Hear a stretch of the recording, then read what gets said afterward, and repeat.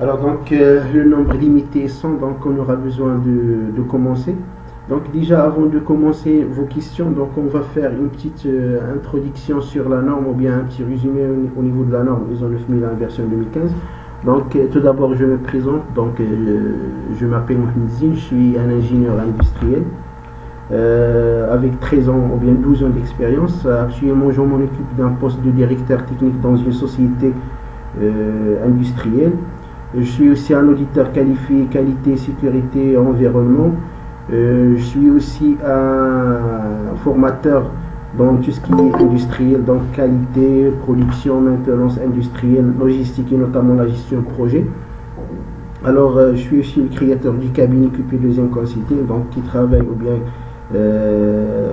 dans le domaine du consulting, aussi notamment dans l'industrie, donc tout ce qui est mise en place du système de management de la qualité, tout ce qui est aussi formation dans la QHSE, dans la qualité produit aussi, dans la logistique, la production, etc.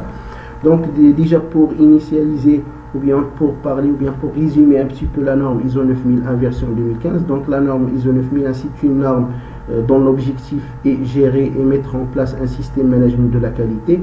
Donc c'est une norme qui apparaît, ou bien la première version était en 1987, ensuite il y a une autre version en 1994, puis la version 2000 et ensuite 2008 et enfin on est dans la version 2015. Donc généralement comme vous voyez, donc il n'y a pas une périodicité bien définie pour l'apparition d'une nouvelle version ou bien d'une autre version, donc c'est juste à partir des retours d'expérience des sociétés, etc.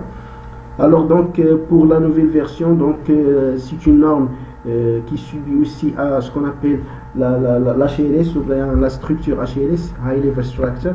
Donc c'est une structure commune entre les normes dans les différents systèmes de management, quoi que ce soit qualité, environnement, sécurité, etc. Donc c'est-à-dire c'est une structure dont l'objectif de faciliter l'intégration des systèmes, donc c'est-à-dire afin que les sociétés qui veulent instaurer un système intégré peuvent le faire tout simplement avec une simplicité, c'est-à-dire le fait de faire ou bien de mettre en place un système 9001 par exemple, donc c'est facile tout simplement à passer à une autre ou bien à un autre système. Donc tout ce qui est différencié au niveau tout simplement de tout ce qui est activité opérationnelle. Donc la structure HLS, donc il se base aussi sur l'approche processus. Donc il y a aussi de nouvelles approches comme l'approche risque, comme l'approche perspective cycle de vie, comme aussi l'approche analyse ou bien la gestion des risques, etc. Donc la norme ISO 9001, donc il se constitue de 10 chapitres. Donc les 3 premiers chapitres ce sont des chapitres informatifs, donc l'objectif c'est de définir le domaine d'application de cette norme, donc qui est applicable tout simplement dans toutes les sociétés, dans toutes les entreprises, quoi que ce soit leurs activités, leur taille, etc. Aussi dans le chapitre, ou bien dans les 3 premiers chapitres, donc il y a ce qu'on appelle les référentiels normatifs, donc on sait bien que c'est une norme qui n'a pas une relation avec des autres normes ou bien des autres référentiels normatifs. Ensuite le chapitre 3 donc, consiste à définir un ensemble des mots ou bien des définitions relatives au système de management de la qualité ou bien relatives à la norme ISO 9001, etc. Et ensuite donc il y a les 7 autres chapitres, donc ce sont des chapitres auditables parce que tout simplement ils contiennent des exigences. Donc à partir du chapitre 4 intitulé le contexte de l'organisme, donc dans le contexte de l'organisme donc il y a tout ce qui est analyse des enjeux, tout ce qui est définition de périmètre de système dans la société, objet de la mise en place d'un système de management de la qualité. Il y a aussi tout ce qui est analyse des parties intéressées, etc. Donc la notion contexte de l'organisme aussi c'est une nouvelle notion, ou bien c'est une notion qui apparaît dans la nouvelle version, dont l'objectif de sauter de tout ce qui est environnement interne et gérer aussi le système ou bien la relation du système avec son environnement externe, donc c'est-à-dire les parties intéressées externes, c'est-à-dire les enjeux externes, etc. Ensuite, donc, toujours dans le chapitre 4, donc, il y a aussi tout ce qui est définition des processus, ou bien comment gérer les processus, comment définir les processus, quelles sont les interactions entre processus, etc. Ensuite, le chapitre 5, il définit la relation, ou bien il définit l'engagement de la direction vis-à-vis du système de management de la qualité, à savoir la politique qualité, les autorités, les responsabilités, etc. Donc le chapitre 6, donc à partir de ce chapitre 6.1, donc il détaille comment identifier, évaluer, analyser vos risques et vos opportunités, comment aussi planifier les actions face à ces risques et ces opportunités, comment aussi planifier les actions face à tout ce qui est modification qui peut apporter le système de management de la qualité, et aussi ou bien les actions pour atteindre les objectifs de qualité. Donc dans le chapitre 7, généralement, il y a tout ce qui est relatif au processus support, donc tout ce qui est par exemple gestion des compétences, sensibilisation, communication, gestion des informations documentées, etc.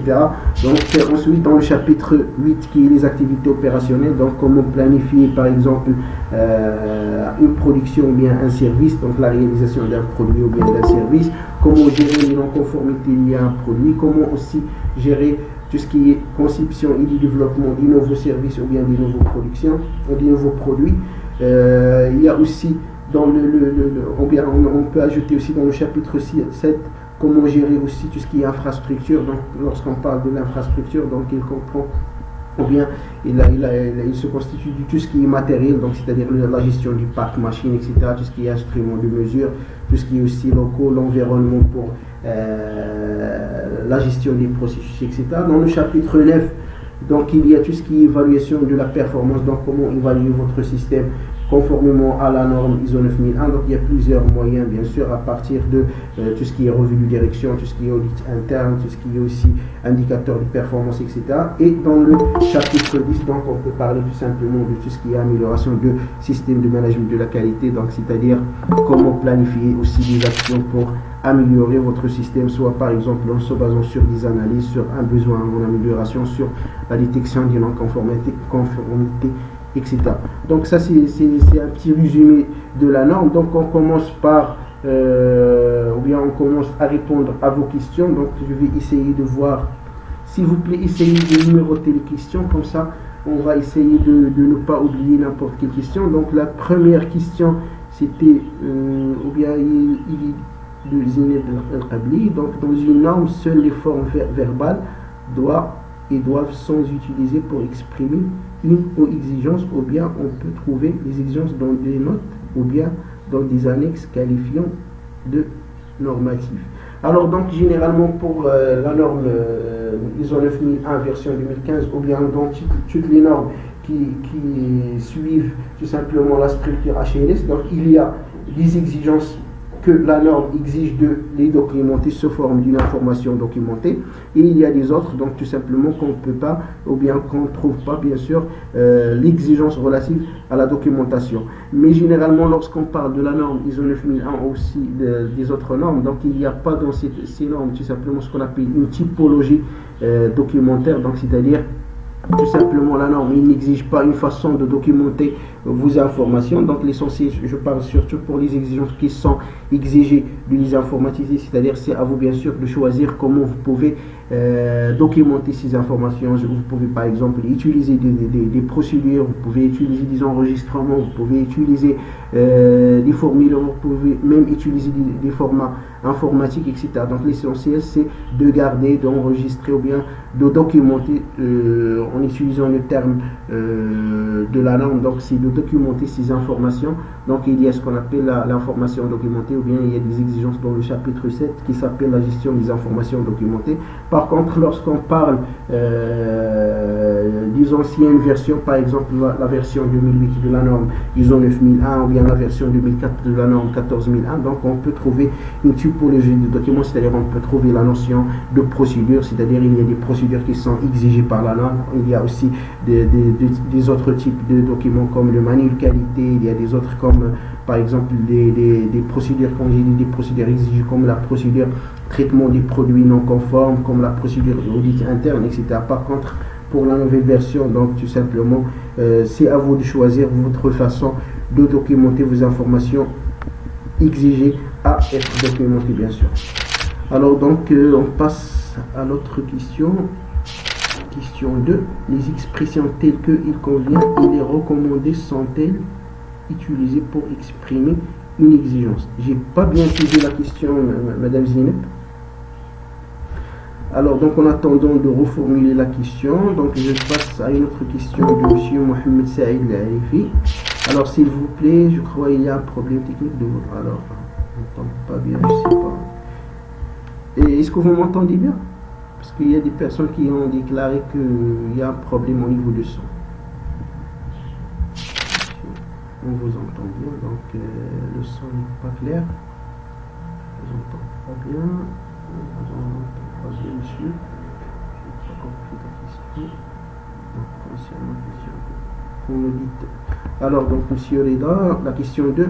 Quand l'auditeur dit il convient ou il est recommandé, ça veut que vous répondez à la norme, mais c'est une. Ah, donc là, lorsqu'on parle d'une recommandation, donc on parle des constats d'audit.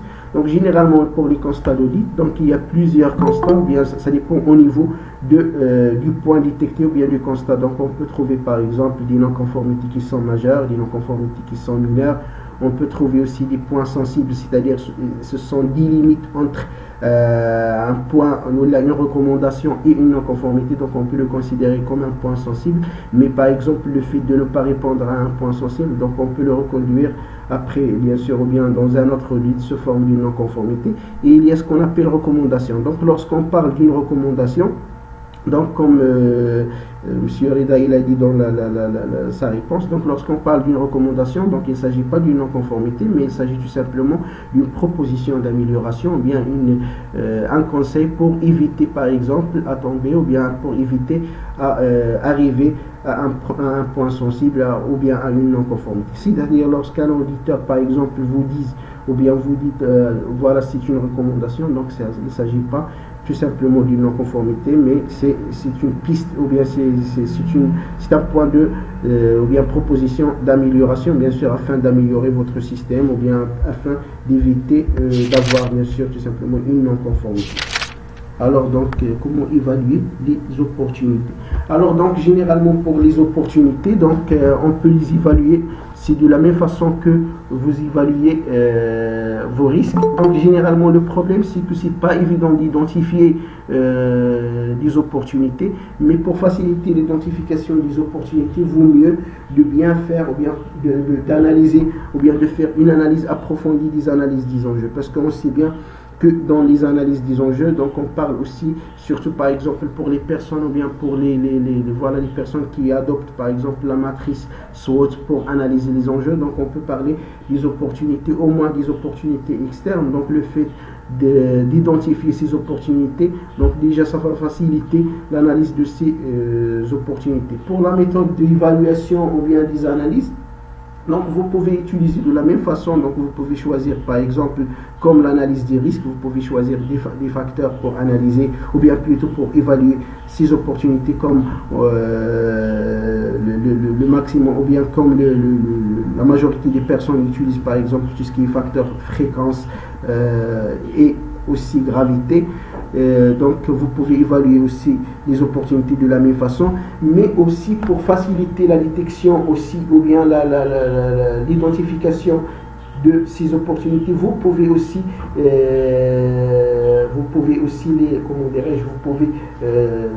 lier ces opportunités avec des risques. C'est-à-dire, on sait bien par exemple que le fait de maîtriser un risque, etc. On prend un exemple, supposons par exemple dans un processus quelconque, on prend par exemple le processus achat.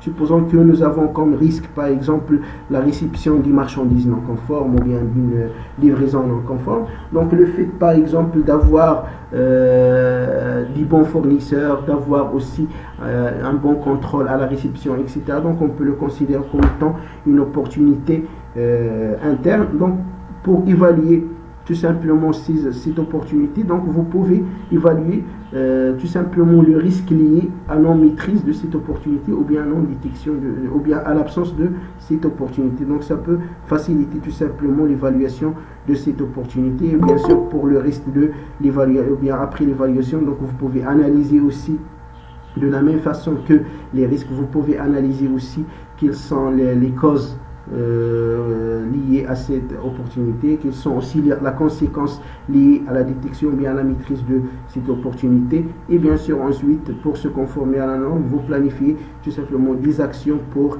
maîtriser ou bien pour gérer cette opportunité, comme le cas des risques, et ensuite de suivre bien sûr ces actions afin de détecter ce qu'il s'agisse des actions qui sont efficaces ou non. Donc on continue, comment évaluer les opportunités. Donc une autre question, est-ce que la norme ISO 9000 en version 2015 n'exige plus aux entreprises le manuel qualité et les procédures aussi? Donc c'est ce qu'on vient déjà de dire. Donc dans cette version, donc il n'y a pas une typologie de documents. Donc vous ne pouvez pas trouver par exemple dans la nouvelle version ce qu'on appelle une procédure. Donc c'est-à-dire si il y a une exigence qui exige, ou bien il y a par exemple une exigence qui doivent être documentée. Donc c'est à vous de choisir ta façon ou bien votre façon de la documenter. Pour le manuel qualité, il n'est plus exigé dans la norme aussi, donc ça n'existe pas dans la nouvelle version. Par contre, dans les anciennes versions comme la version 2008 ou bien 2000, donc on peut trouver le manuel qualité. Alors donc voilà, on continue. Madame Cheyouma, oui. Est-ce qu'on peut dire qu'aujourd'hui l'approche par les risques basée sur une démarche proactive est un élément très important dans la mise en place d'un système de management de la qualité et l'amélioration de la qualité au sein des entreprises? Donc oui, parmi aussi, on peut dire que parmi les révolutions relatives à cette nouvelle version, c'est l'apparition de l'approche risque. Donc ça vous aide aussi de bien maîtriser votre système aussi avant même par exemple d'arriver à avoir des problèmes, des anomalies, des non-conformités, etc. Parce que tout simplement le fait de maîtriser un risque, donc c'est-à-dire tout simplement c'est équivalent à mettre ou bien à planifier des actions pour éviter ce risque. Et pour éviter tout simplement ce risque, par exemple en diminuant par exemple sa gravité, ou bien en diminuant tout simplement sa fréquence ou bien son occurrence. Donc déjà c'est une approche aussi qui permet de gérer ou bien de bien maîtriser le système de management de la qualité. On peut dire entre parenthèses que ça remplace un petit peu ce qu'on appelle les actions préventives dans les normes, c'est-à-dire au lieu d'attendre jusqu'à l'apparition de problèmes pour planifier des actions face à ce problème, donc vaut mieux de l'identifier autant que risque, même si par exemple il n'apparaît pas encore, mais le fait de planifier des actions pour éviter même l'apparition ou bien pour diminuer l'apparition, donc ainsi la criticité relative à ce risque. Alors on continue. Merci d'expliquer comment maîtriser les opportunités. Oui. Alors pour l'explication de la maîtrise des opportunités et des risques. Donc je viens de répondre déjà à cette question, mais ça m'empêche de répondre encore. Donc généralement pour maîtriser les risques, il y a une norme qui définit en général et en détail comment vous pouvez analyser vos risques ou bien comment vous pouvez maîtriser les risques. Alors pour la norme, donc la norme exige de planifier des actions face à ces risques et ces opportunités. Mais la norme, bien sûr, il n'exige pas une façon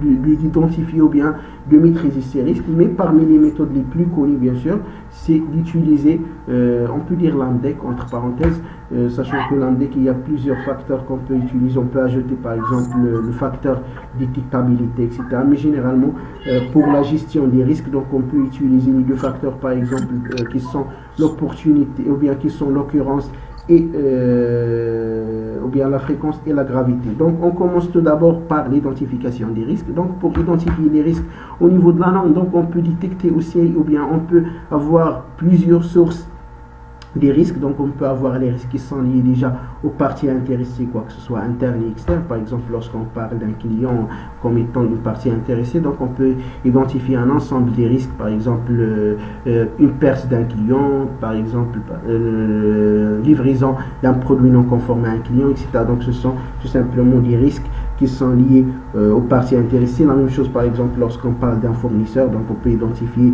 comme risque par exemple mal évaluer un fournisseur ou bien le choix d'un mauvais fournisseur, etc. Donc ce sont des risques. Donc la première source ou bien le premier source, donc comme j'ai dit, donc c'est les parties intéressées ou bien les risques qui sont liés aux parties intéressées. On peut avoir aussi les risques qui sont liés aux enjeux ou bien à l'analyse des enjeux, c'est-à-dire par exemple, supposons que vous avez mal analysé vos enjeux, ça peut aussi être un risque. Je vous donne tout simplement un exemple.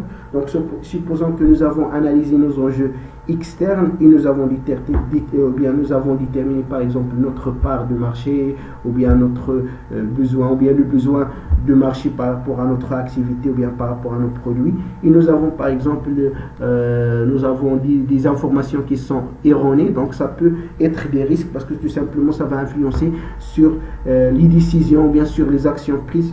On donne tout simplement un exemple. Supposons que nous avons une information erronée relative à notre part de marché, et nous avons, suite à cette information, nous avons planifié comme action de faire une extension. Alors, après l'extension de notre activité, nous avons détecté que le marché n'a pas besoin, par exemple, à ce produit ou bien à cette activité. Donc, ça peut être un risque. Donc, c'est-à-dire, on peut identifier aussi les risques qui sont liés aux enjeux. Donc, on peut aussi ajouter des autres risques qui sont liés au métier ou bien au processus. C'est-à-dire, chaque processus, on peut identifier un ensemble des risques. Et alors, pour identifier les risques qui sont liés au processus, donc il suffit tout simplement, ou bien parmi les méthodes que je vous propose, je peux vous proposer tout simplement, c'est de commencer par la description de votre processus, c'est-à-dire quelles sont déjà les activités relatives à votre processus, et à partir de ces activités, on peut les décortiquer sous forme des tâches et de ce tâche, et pour chaque tâche, bien sûr, on peut déterminer ou bien identifier un ensemble des risques. Je prends toujours l'exemple de processus achat. Donc, supposons que dans notre processus achat, nous avons plusieurs procédés ou bien plusieurs activités, par exemple l'activité relative à l'évaluation des fournisseurs, l'activité relative au déroulement de l'achat, l'activité relative par exemple à la sélection des fournisseurs, etc. Donc ce sont des activités. On prend par exemple l'activité relative au déroulement d'achat. Donc on sait bien par exemple dans une société que le processus achat ou bien le déroulement de processus achat commence à partir de la définition de besoin en achat, ensuite par exemple traitement de cet achat, etc. Donc, à partir de la première étape qui est des définitions de besoins, donc on peut identifier un ensemble des risques, par exemple, mal définition de besoins, ou bien définition d'un besoin erroné, etc. Donc, ce sont des risques qui sont liés au processus. Dès qu'on définit ou bien on identifie ces ensembles des risques, donc on commence à évaluer en les donnant par exemple ou bien en utilisant par exemple des facteurs comme la gravité et la fréquence. Donc pour la gravité et la fréquence, vous pouvez par exemple mettre un barème, et bien sûr vous pouvez même voter par exemple pour chaque risque en faisant une réunion avec le pilote de processus ou bien avec les autres intervenants qui ont une relation avec ce processus. Parfois même on peut faire une évaluation de chaque risque en contactant par exemple des éléments externes, etc., afin bien sûr de déterminer quelle est la criticité de risque ou bien de ce risque. Et ensuite bien sûr on passe, après l'évaluation de ces risques, on passe tout simplement à ce qu'on appelle l'analyse des risques, c'est-à-dire de déterminer quelles sont les causes possibles ou bien quels sont les points qui peuvent causer ce risque-là. Et ensuite, bien sûr, toujours dans l'analyse des risques, on peut définir ou bien on peut déterminer quelle est la conséquence de ce risque sur notre système de management de la qualité. Par exemple, lorsqu'on parle de notre exemple mal définition d'un besoin d'achat, donc on peut avoir comme conséquence production de non conforme, peut-être par exemple un retard de livraison, etc. Donc ce sont tout simplement des conséquences liées à ce risque. Et ensuite, bien sûr, dès qu'on détermine les causes et les conséquences, on peut planifier des actions anticipatives et des actions aussi de correction afin de bien gérer le risque. Et ensuite, bien sûr, pour évaluer est-ce que ces actions sont efficaces ou non, donc vous pouvez aussi utiliser ou bien vos méthodes préférées. Par exemple, on peut évaluer une action à travers un indicateur de performance, à travers par exemple un plan d'échantillonnage, ou bien à travers des autres méthodes pour évaluer, ou bien on peut même utiliser par exemple une vérification visuelle pour voir est-ce que notre action il est efficace ou non. On peut aussi faire ce qu'on appelle le risque résiduel, ou bien recalculer la criticité après la mise en place d'une action pour voir est-ce que, bien pour juger l'efficacité de notre action. Donc ça c'est en général la méthode, une méthode plutôt pour bien maîtriser ou bien pour bien gérer votre risque ou bien pour bien analyser votre risque. Donc, on continue. Donc, une question de Monsieur Emeddine.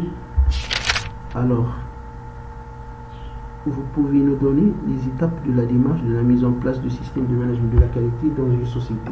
Alors donc pour la mise en place d'un système de management de la qualité, donc généralement le système, ou bien généralement donc il commence par la définition du référentiel objet de votre système. On prend toujours le cas de la norme ISO 9001 version 2015. Donc ce que je préfère, c'est de commencer tout d'abord par ce qu'on appelle un diagnostic de l'état actuel, donc pour savoir est-ce qu'il y a déjà des points existants dans l'entreprise, qu'est-ce qui manque, etc. Pour le diagnostic, vous pouvez se baser tout simplement aussi sur la norme. Donc vous pouvez faire par exemple un checklist pour noter quels sont les points qui sont existants et quels sont les points qui sont manquants pour être conforme à cette norme. Donc afin d'avoir bien sûr un checklist comparatif entre ce qui est exigé par le référentiel ou bien par la norme et ce qui est existant dans la société. Donc ensuite bien sûr, suite à ce checklist ou bien au diagnostic de cet état actuel, donc vous pouvez planifier des actions, donc c'est-à-dire voilà ce qu'il manque, voilà les actions qu'on doit faire pour répondre à ces exigences ou bien pour se conformer à ce référentiel. Ensuite bien sûr vous commencez d'abord par faire une petite formation au personnel concerné pour savoir bien sûr la valeur ajoutée du système de management de la qualité. Je parle pour par exemple pour les pilotes de processus, pour les grands intervenants dans la société, vaut mieux de faire par exemple une formation approfondie pour voir vraiment quelle est la valeur ajoutée. Et pour les personnes par exemple comme qui ne sont pas des pilotes de processus, etc., au moins il faut avoir des sensibilisations, ou bien une sensibilisation aussi sur la valeur ajoutée, quel est l'impact positif du système de management de la qualité, comment on peut respecter ses exigences, etc.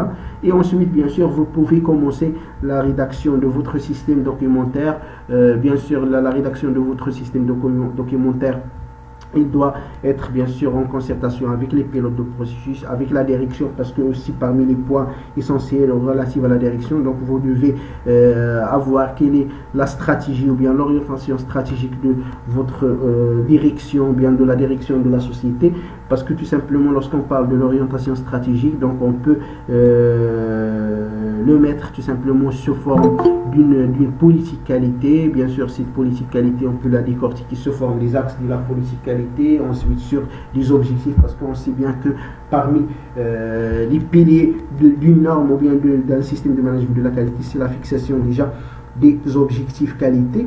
Donc ensuite, dès que vous rédigez votre système documentaire, vous devez aussi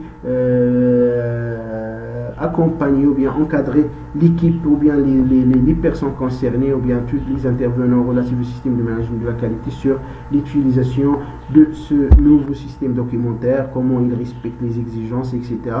Vous appliquez ensuite le système. Ensuite, bien sûr, après le déroulement de votre système, donc vous pouvez évaluer votre système management de la qualité à travers des audits internes. Vous devez aussi faire votre revue de direction, et après bien sûr dès que votre système ou bien vous voyez que votre système il est sain, il est capable, ou bien c'est un système qui peut être certifié, vous pouvez faire tout simplement, vous demander votre audit externe afin de voir un certificat. Mais l'essentiel bien sûr avant le certificat, parce que tout simplement lorsqu'on parle d'un certificat, donc on parle d'un atout, on parle tout simplement d'un fruit du système, mais l'essentiel au niveau du système de management de la qualité, il y a beaucoup de valeur ajoutée au niveau de la méthodologie du travail, au niveau aussi de l'atteinte des objectifs, au niveau de l'amélioration de votre entreprise, etc.